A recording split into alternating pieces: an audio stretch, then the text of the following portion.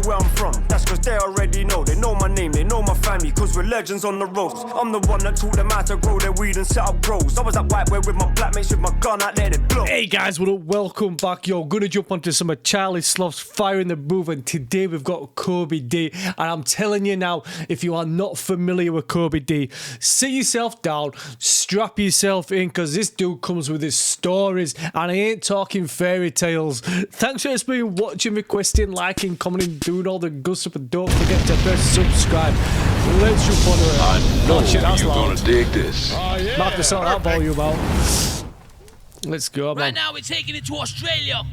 Joe. Sydney. I need to go get my teeth done. You know what time it is when you hear this, right? Where'd you get your teeth, man? I need mine doing. It's time to rumble. Yeah.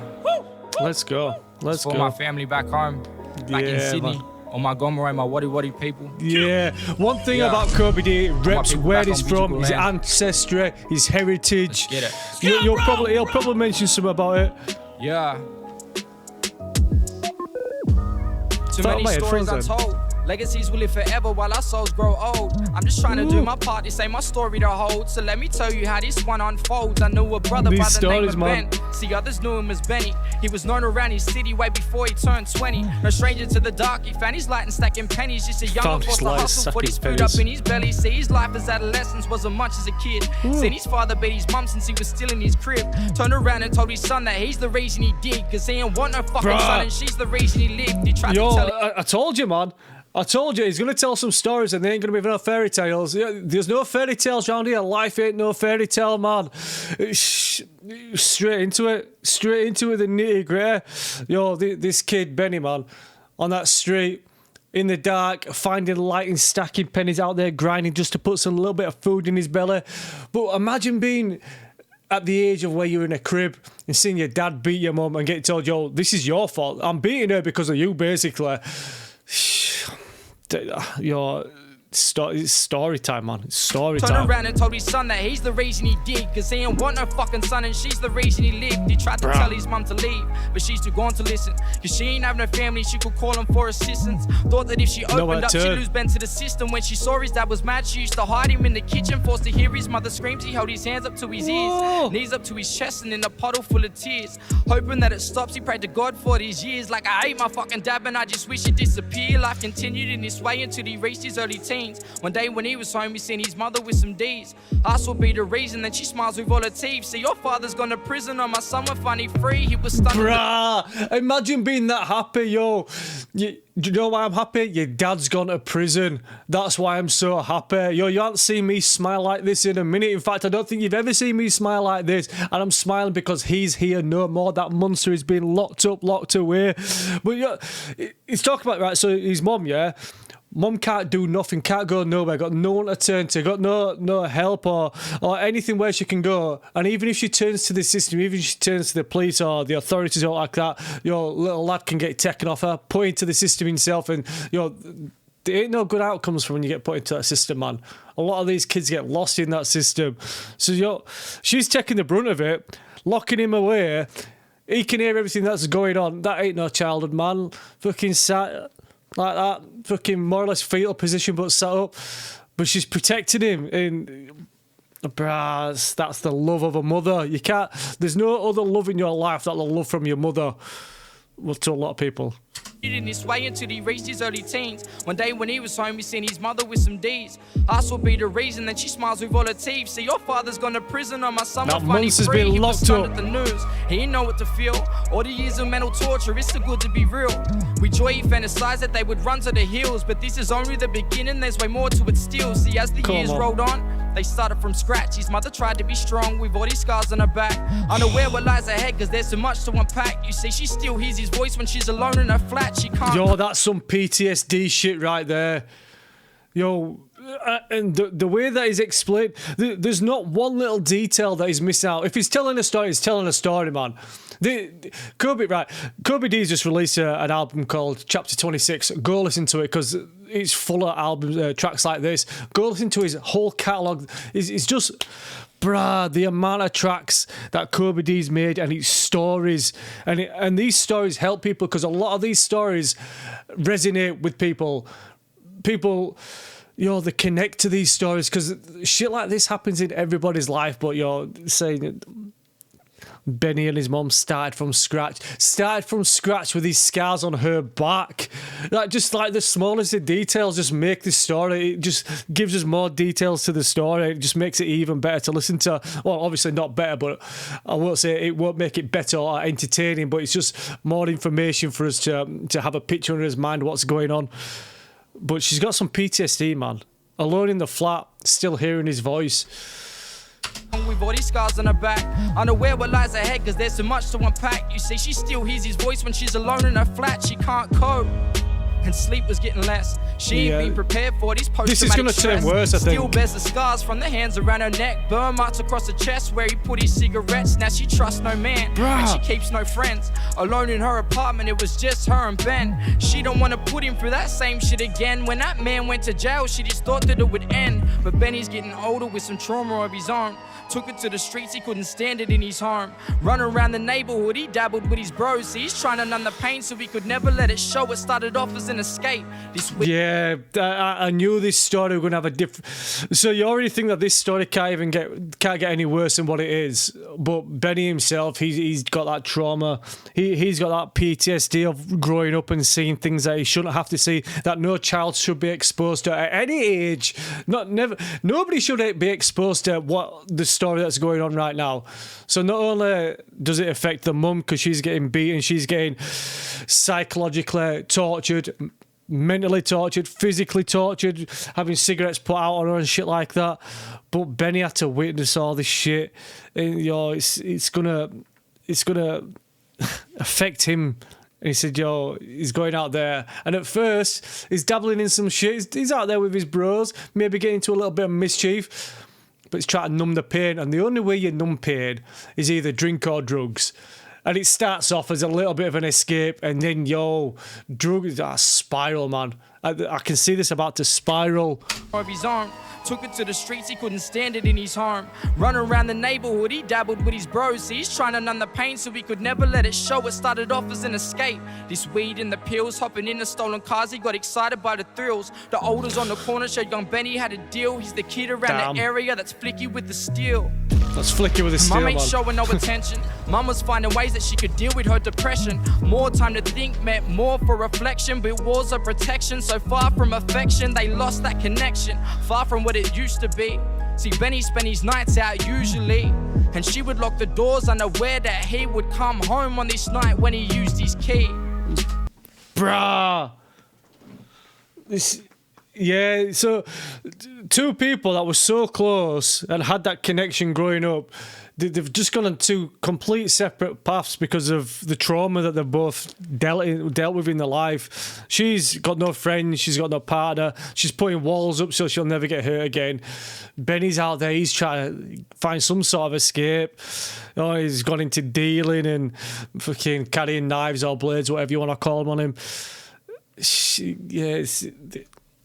Told you, man, no fairy tales around here. Far from what it used to be. See, Benny spent his nights out usually, and she would lock the doors unaware that he would come home on this night when he used his key. Door handle in his palm, twisted with the key and everything seemed calm. Called out to his mum, but what he seen to his alarm was his mother on the couch, she had a needle in her arm. Bruh!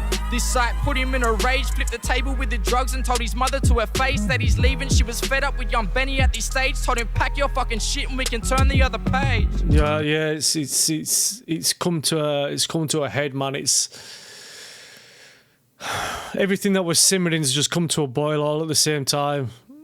But the thing is, she's looking for an escape as well, and that's some of that happens, man. She's dealing with a lot of trauma, a lot of shit, and instead of people finding the help through therapy or just speaking out, a lot of people turn to self-medication and drugs. And this ain't no story. This is real life to millions of families, millions of people.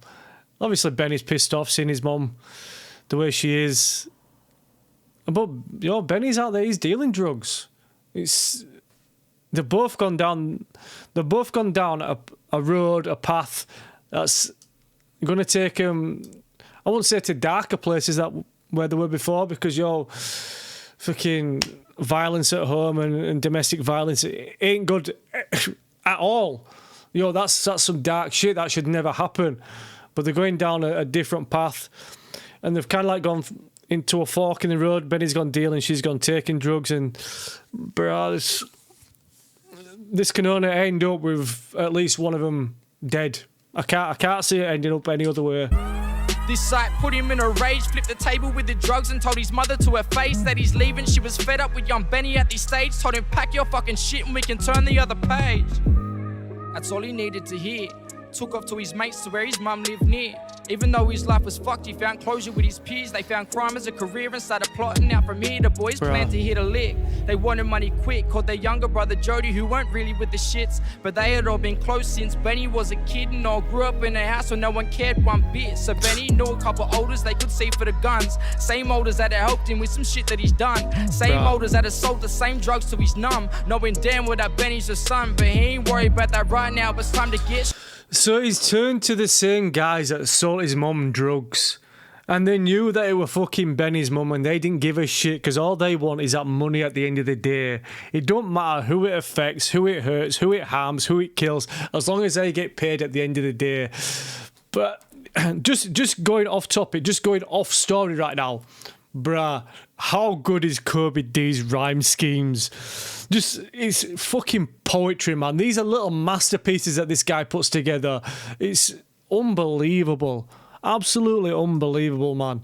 What Kobie does with his wordplay, his stories, his delivery. This guy, just give him his flowers now. Grew up in a house where no one cared one bit. So Benny knew a couple olders they could see for the guns. Same olders that had helped him with some shit that he's done. Same olders that had sold the same drugs to his numb. Knowing damn well that Benny's the son, but he ain't worried about that right now, but it's time to get straight to the mission. They pull up to the car and leave it parked in position. Jody takes the door and tells security to listen. Benny runs up to the back and gets the money in his vision. He screams his demands, throws the bag on the floor with his pistol in his hands. More money than he thought, he was bagging up grands. They was happy everything had gone exactly how it planned, till they heard a couple shots. Bruh. And Benny looks to his friend, tells him Jody's been shot. They grabbed the money and they ran. Past his body, now they're heading for the car with the money in possession. Benny hears the sirens, ain't no time for second guessing. Down the back streets, made his way to Portland Crescent. Dumped the car and started running through the flats and started stressing. When they ran into the building, there was coppers at the bottom. Benny saw him coming, cocked it back and then he shot him.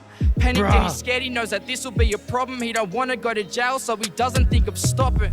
He don't want to go to jail, so he don't think of stopping. Bro, once you start firing guns, firing weapons, attacking places, you're looking at a stretch, man.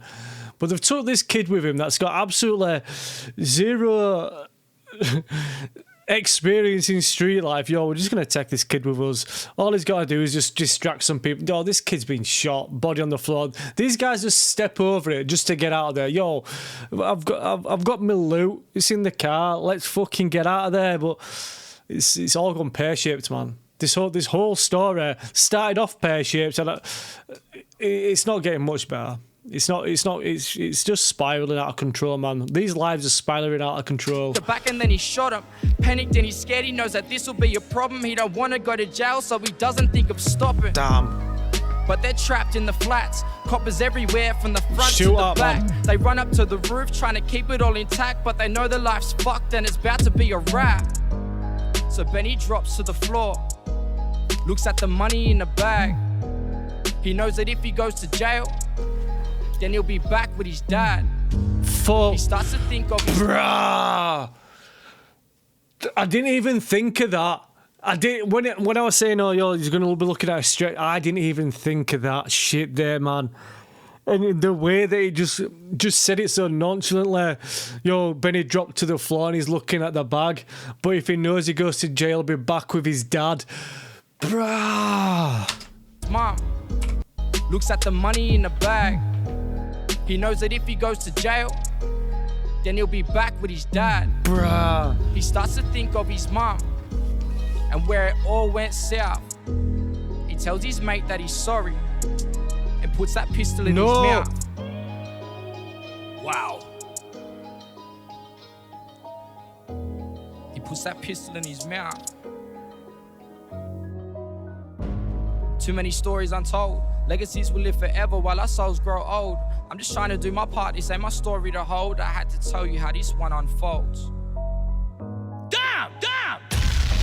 Kobie Dee in the building!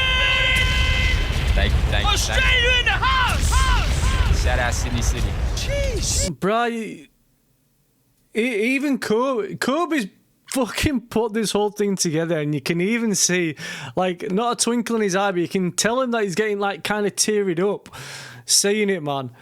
Bruh, that's it's like a fuck. You could make that into a short story. You could make it into a short. You could make that into like an episode of a fucking TV show. You can make it into a film. You could make that shit into a film. Yo, get 50 Cent on the phone right now. Yo, get fucking G-Unit fucking productions on this shit now. Just do it. Do it. Yo, Kobie needs to become a fucking screenwriter. That's what he needs to do. I'm gonna message him. Kobie, become a fucking screenwriter, man. Right, guys, that's that one done. I think they just talk after this shit. Some real life shit, my guy. Thank you. Wow. Storytelling at its finest. Appreciate it. Damn. Hey, I just want to say this is a massive moment for me. You know, I've grown up watching Fire in the Booth, and this has been a massive dream for me. Shout out to my cousin Tyron for showing me back when I was a teenager. My guy. Well, you done yourself proud. You done Australia proud, bro. That was hard. And you see that there? You see that? That's what we call fire in the booth. No miming, no gimmicks. Straight rap, bars, cut through, storytelling. Socially relevant. Ain't no miming around here. Kobie Dee in the building! Yo, that's so good, man. Yo, that was so good. Yeah, I'm about to message him now. In fact, I'll fucking do it now, man. I'll do it now. I'm gonna DM him. Tell him to fucking be a screenwriter. Right, guys, that's that one done. I'm gonna do it right now. There we go. Yeah, it's done. It's going.